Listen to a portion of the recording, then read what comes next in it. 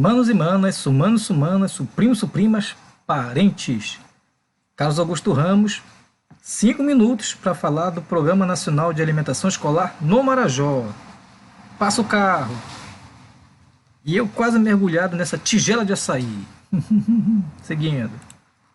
Bom, o que diz o artigo 14º da Lei número 11.947 de 2009?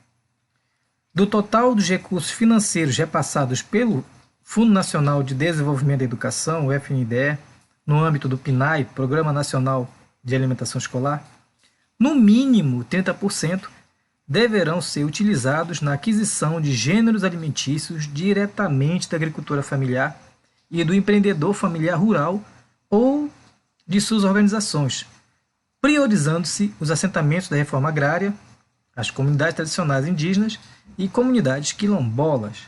Isso segundo o artigo 14º da Lei 11.947. Beleza? Seguindo. Bom, aqui fala um pouco sobre qual é a base dessa lei, né? O que é que ela pede, o que é que ela exige. O emprego da alimentação saudável e adequada, compreendendo o uso dos alimentos variados seguros que respeitem a cultura, as tradições e os hábitos alimentares saudáveis, e que isso apoie o desenvolvimento sustentável com incentivos para a aquisição de gêneros alimentícios diversificados, pupunha, açaí, camarão, sazonais, produzidos em âmbito local e pela agricultura familiar, farinha, macaxeira. Bom,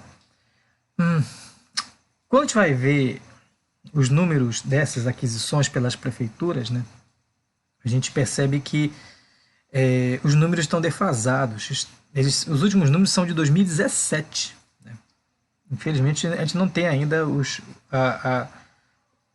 mais próximo desses anos que a gente passa agora, né?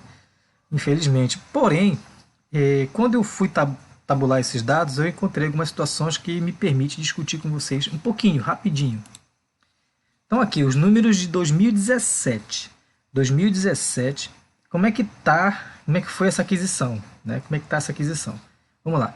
Só quem conseguiu alcançar o mínimo de aquisições de produtos para a merenda escolar vindo de agricultura familiar foram Bagre, Cachoeira do Arari,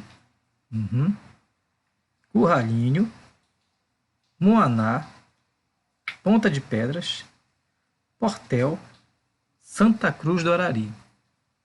E olha só, zeraram Anajás, 2017, Chaves, Gurupá, São Sebastião da Boa Vista.